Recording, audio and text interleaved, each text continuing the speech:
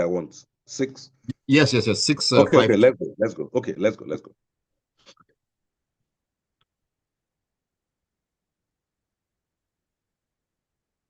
And here we are once again. It's a brand new week. It's a Monday, 22nd day of December 2025. It is 31 minutes past 7 a.m. It is Christmas week, people. A few days to go. And a Merry Christmas all across the world. And there's definitely excitement in the air.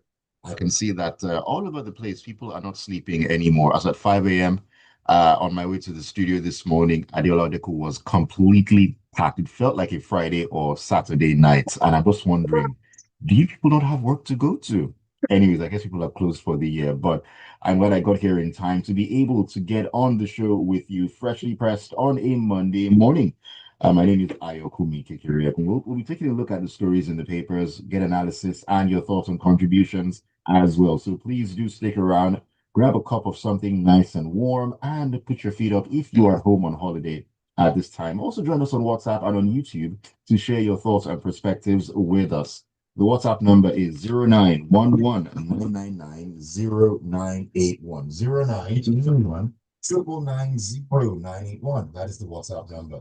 YouTube, you can find us at Smooth 981 FM Lagos. Smooth 981 FM Lagos. So do leave your comments there as well. All right, joining me to take a look at the stories this morning, you know them. And of course, awesome, awesome gentlemen in the building, Mr. C, and of course, AB Bozimo are with me or with us this morning. AB, good morning to you. Welcome into the show. Good morning, Ayo. Good morning, Mr. C. Compliments of the season to you and all of the wonderful listeners out there. This is that week, finally. The dirty December comes to a climax. All righty, Mr. C, good morning to you. Good morning, Aya. Good morning, AB. Good morning, Lagos. Welcome to Christmas week. Yes, indeed. Christmas week is definitely upon us. And I know that we're looking forward to celebrating Christmas. And I'm pretty sure this first story, well, those involved in this story will also be looking forward to celebrating Christmas as well. The Guardian is where the story is coming from, and it says that Nigerian authorities have secured the release of 130 kidnapped school children taken by gunmen from a Catholic school in November.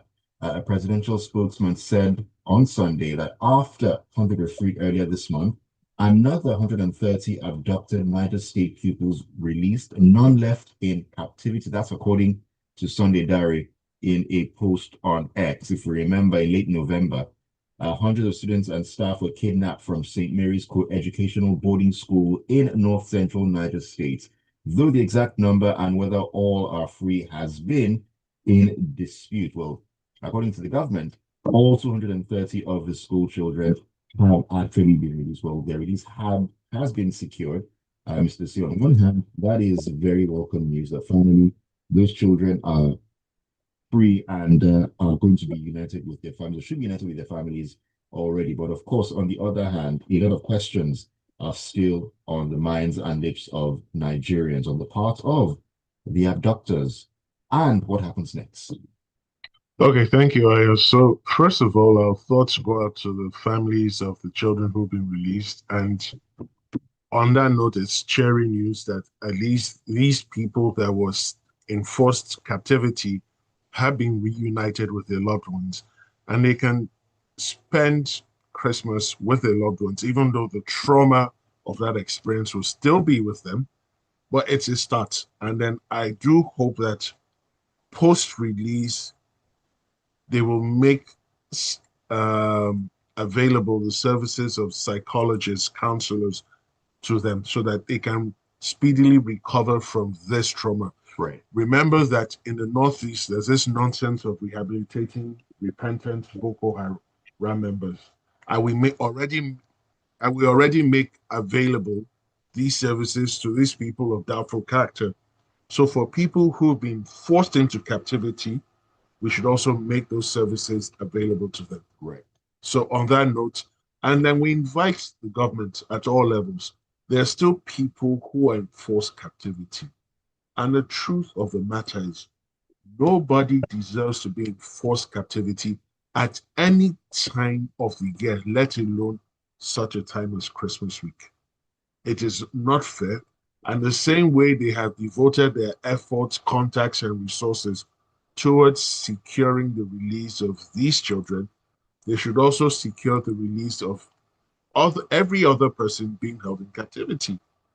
Now that we've dealt with the part of the victims, now let's address the state. What does secure the release mean? What? Because when you hear a phrase like that, the first thing that comes to your mind, okay, it's probably a football team has secured the services of a player for a particular window, a particular period of time. Now, when you secure the release of the children, how is it possible that nobody was arrested, nobody was shot, nobody was injured, nobody was killed? These things need to make sense. Now, there's an alternative school of thought out there in the public space that ransom was paid. Of course, there's no categorical proof. But when you marry the various pieces of evidence out there, we secured the release, but nobody was killed, nobody was shot, nobody was detained, nothing of the sort. You just secured the release.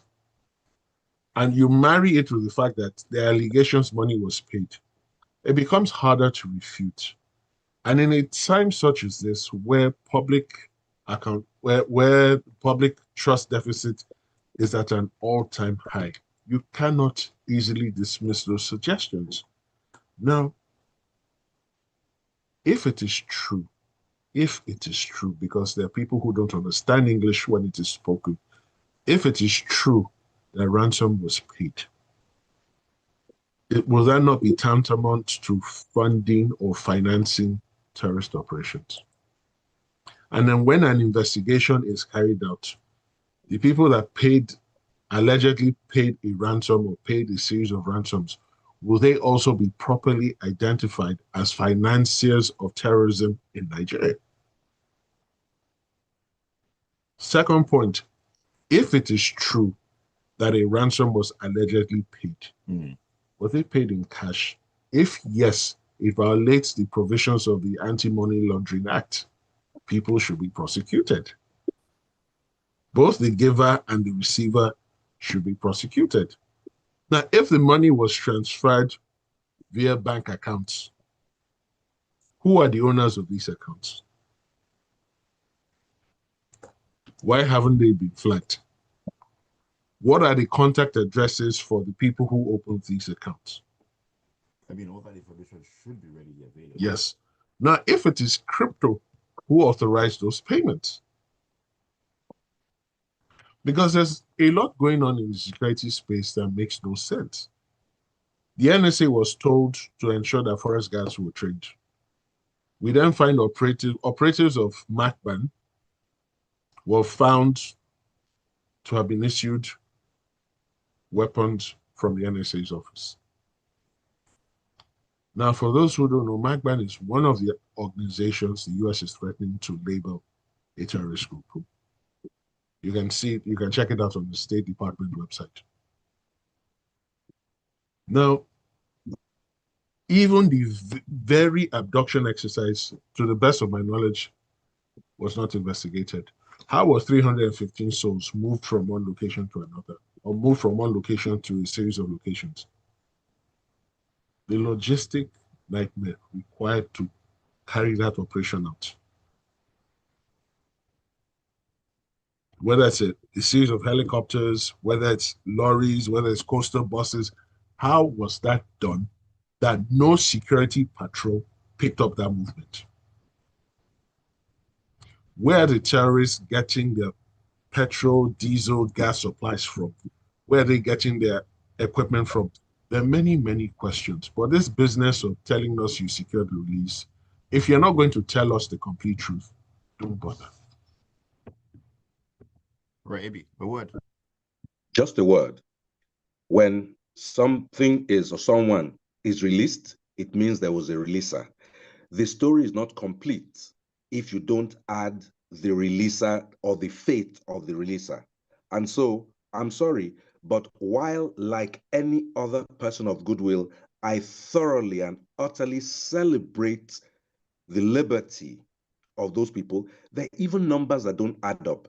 Government says with an incredible sense of certainty that nobody else is in captivity. That certainty suggests to me that there is more than enough communication going on. Again, who is being communicated with? What are the terms? Do you know that, is this not the school where soldiers left the place 15 or 45 minutes before they were kidnapped? I'm not sure, but that was another. That was Kebby.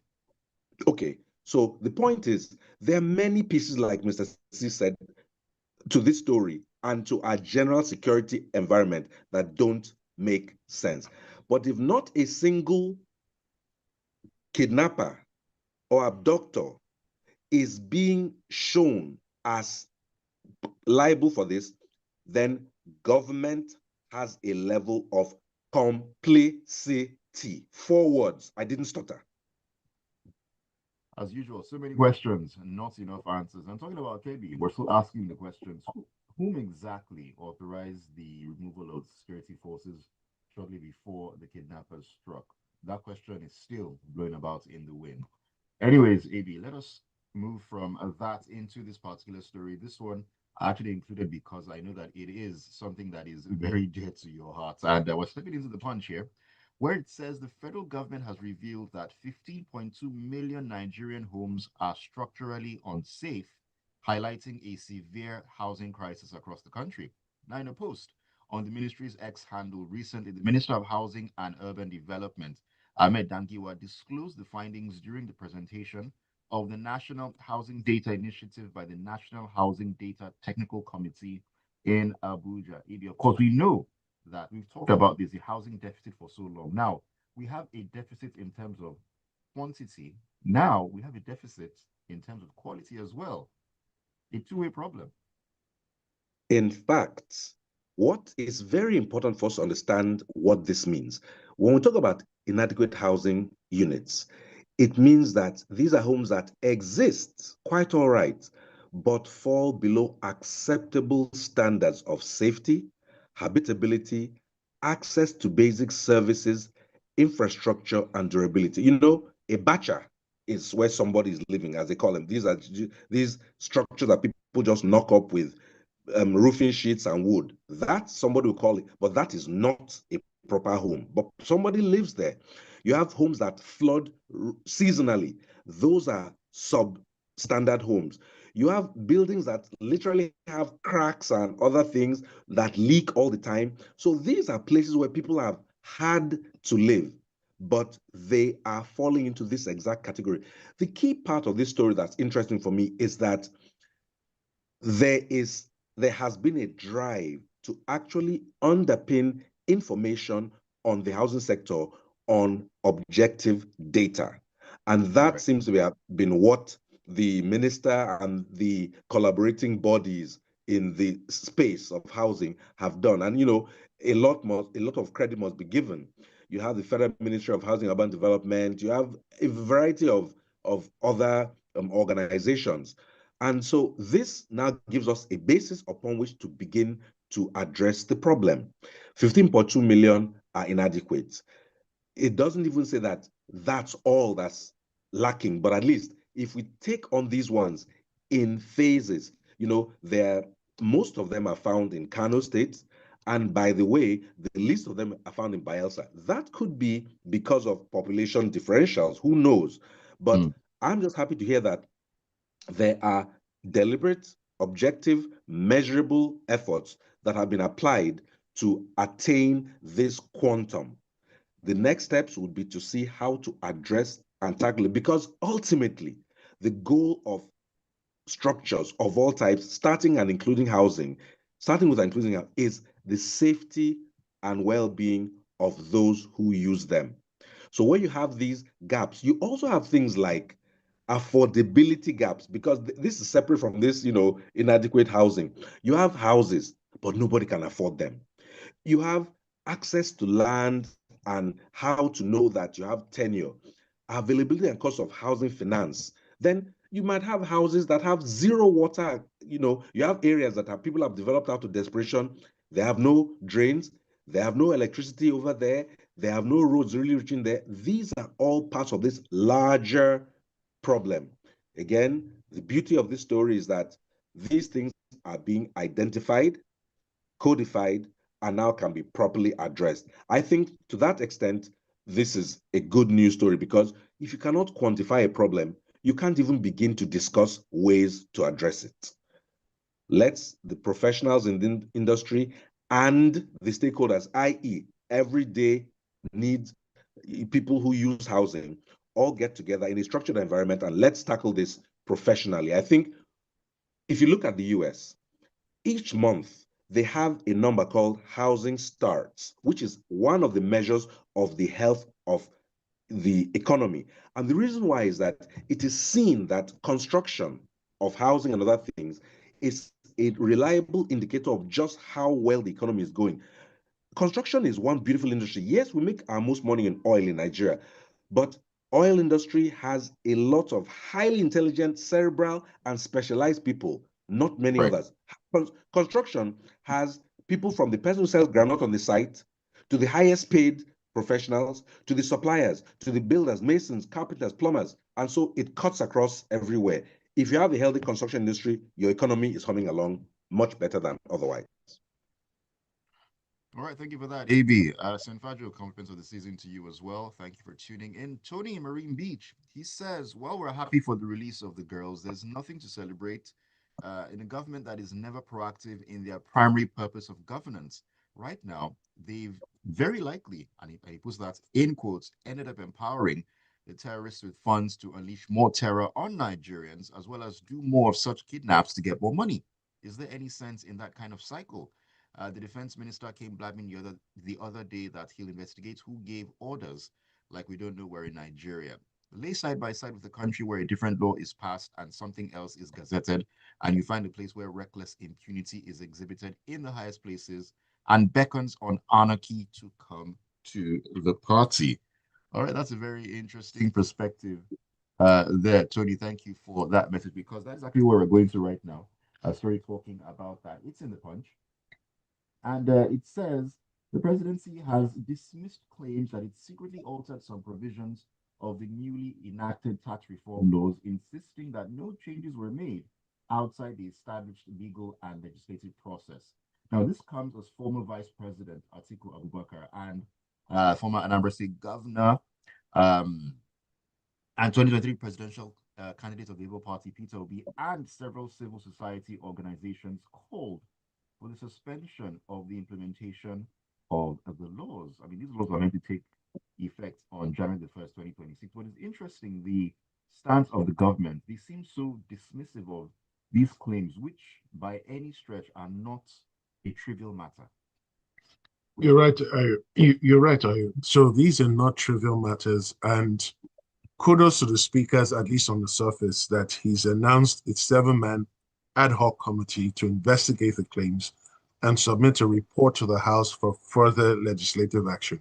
For those of us who are wondering what exactly is going on, a member of the House of Reps last week said he carefully compared what was passed in the House of Reps, what was passed in the Senate, right, with what was signed to by the president, and then what was published by the federal government press as a gazette. And he noticed very worrying inconsistencies. Now, for the presidential spokespersons, I'm sorry, you guys are a huge disappointment. Because in any serious country, and this is why I say Nigeria is not a serious country, in any serious country, it is enough to bring down this administration. Also, The representatives, the duly elected representatives of the people, pass a law with specific wording. Then then at the point of printing, what they passed is not what was printed. Heads will roll. Because the moment you start that, it's an irreversible descent into dictatorship. Now, the presidential spokesperson, I want to quote one of them. Temi Tokajai. He calls it no. He says no amount of opposition pushback will stop the implementation of the laws in January. He argued that allegations that the documents were altered had not been established by any constituted authority, describing the criticisms as opposition noise aimed at creating controversy around government policy. I'm sorry, sir. That is nonsense. What constituted authority is supposed to have made a pronouncement outside the courts? And when was this pronouncement supposed to have been made? You are dodging the fact we are not even saying we're prepared to investigate. You are saying it didn't happen. Why should we believe you? The people who passed the law say this is not what we passed. Is the onus not on you to clear your name and say, okay, look, you know what? Let's investigate this. Let's get a copy printed by the federal government press. Let's get the copies of what were passed by the two houses of the National Assembly and carefully compare. Luckily, some people have already done that. And AY, the things that were inserted, the things that were removed are shocking.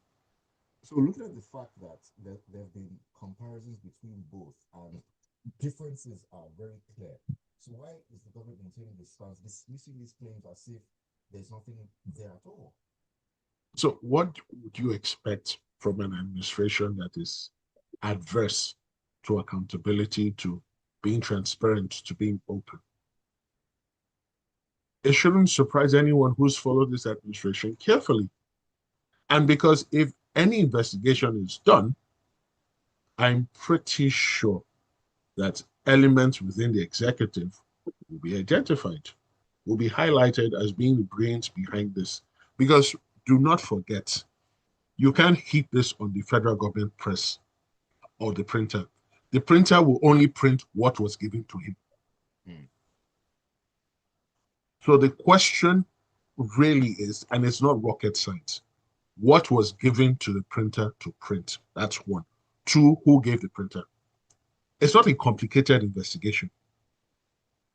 Well, I mean, we're still waiting to find out. We should not be waiting for this. No, is you said it's not complicated. We're still waiting to find who withdrew security forces and get. We're still waiting till now. So okay. I mean, there's that. Here we are in Nigeria at the moment. Amy, do you want to say something about this? I mean, I just feel it's embarrassing. In my view, forget opposition. This entire thing with this, I saw some of the comparisons. This entire thing should put a halt to the proposed bill because they are putting in some coercive and arresting and other powers that were not agreed to.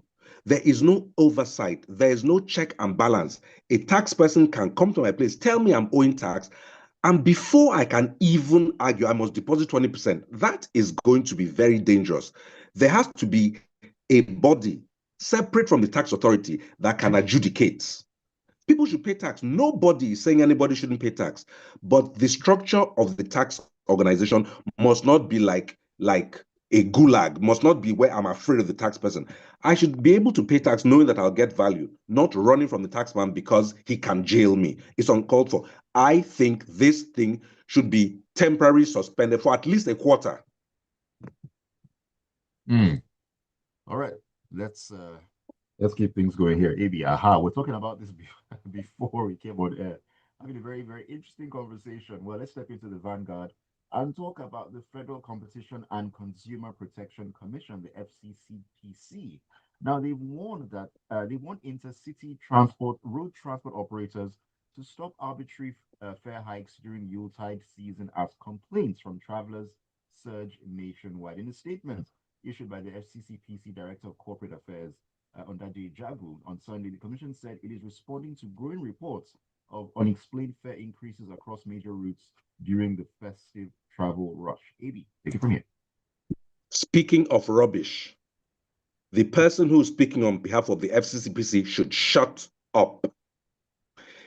He is only apparently noticing the arbitrary fare hikes on road transportation. Clearly, he's not online. Clearly, he has not seen the way that fares in the air sector. Are those people not consumers too?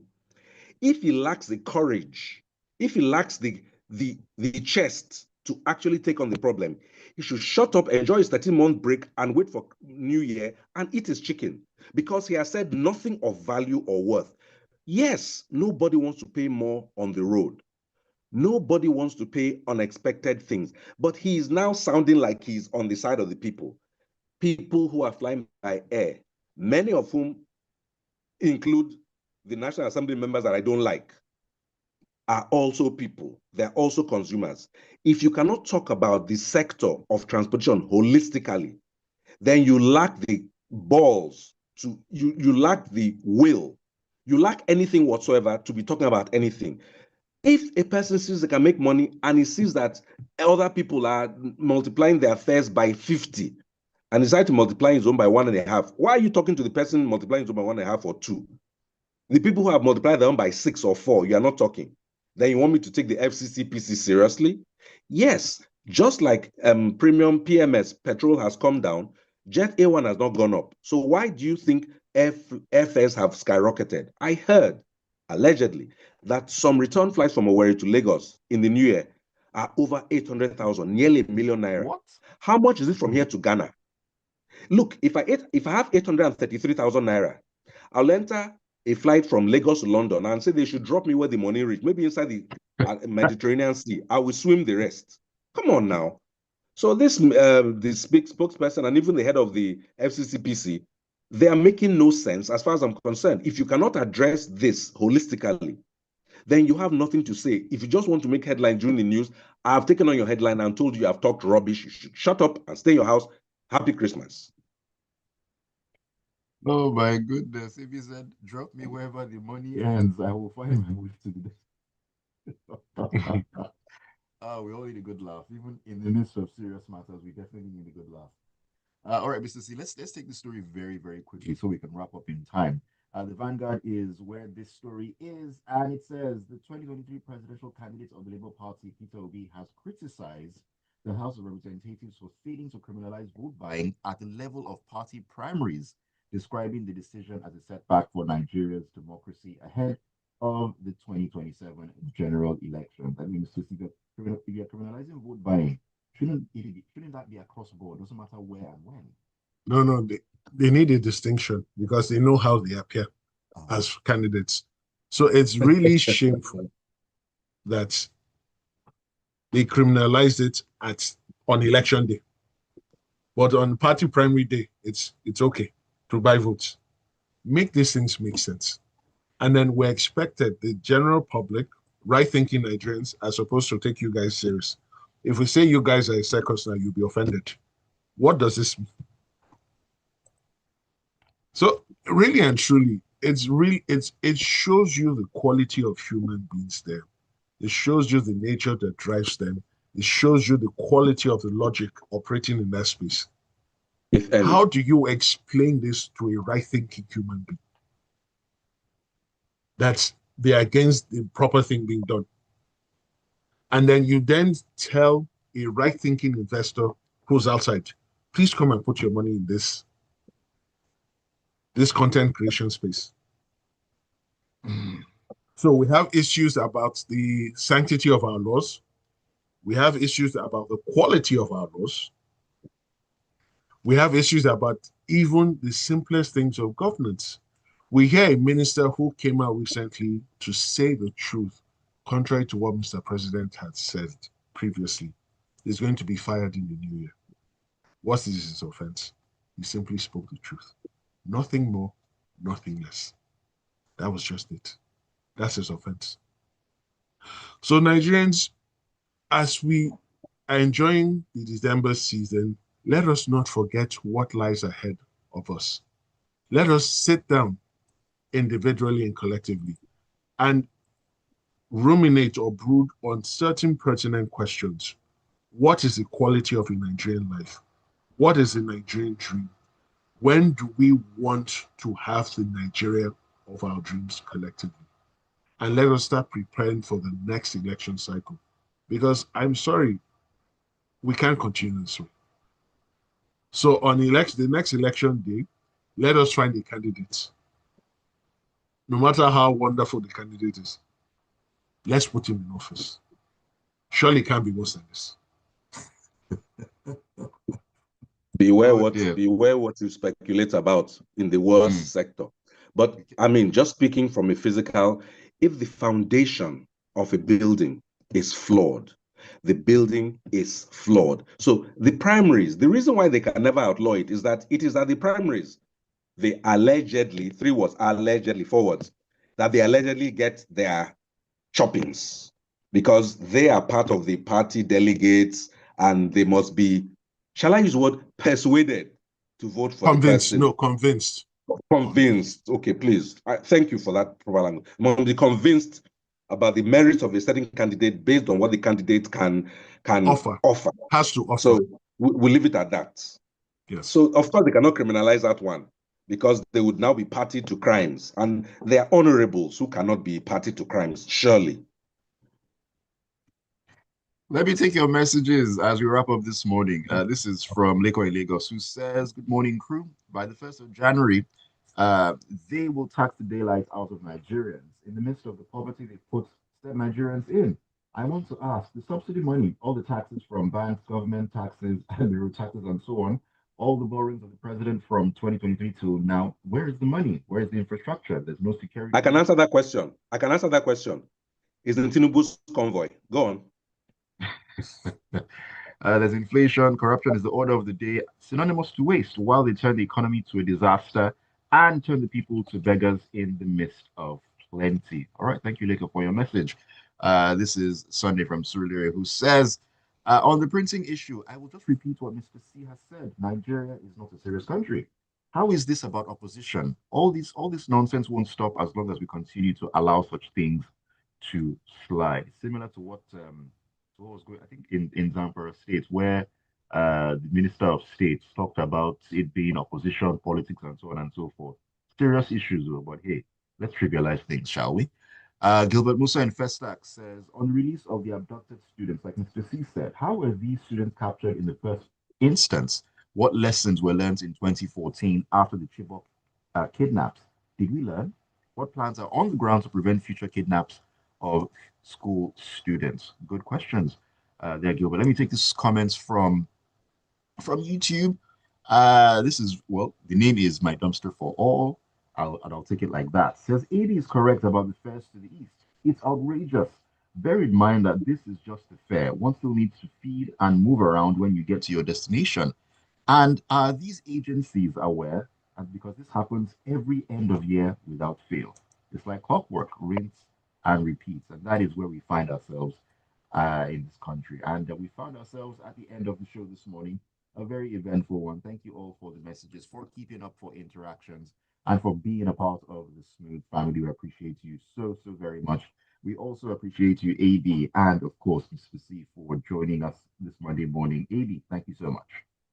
Thank you very much, Ayo. Thank you very much, Smooth. Thank you, Mr. C, for always partnering with me.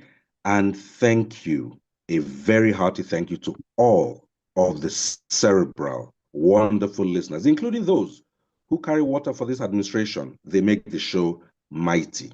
I would say a Merry Christmas to everybody. We'll be hopefully joining each other again after Christmas, after quite an eventful year. Let's see how we'll survive the tax regime where what is passed by legal representatives of the people is not what is there. And the president is not alarmed. He sends these speakers to talk what starts with R and ends with Bish on the public airwaves. Thank you, Ayo. Thank you, AB. Thank you, listeners. Everyone with an opinion, whether you agree, you disagree, all is welcome. And for those of us in Lagos particularly, let's just endure the traffic gridlock, the traffic mayhem. And here's wishing everyone a wonderful and Merry Christmas in spite of everything going on around us. I'll see you guys on Thursday. Yes, indeed. Thank you so much, Mr. C, and of course, AB. And thank you all once again for keeping up with us on Smooth 98.1. Do not go anywhere. Do not even think about talking that down because it's all about sport at 8:15 as we take a walk into the locker room. My name is Ayokunmi.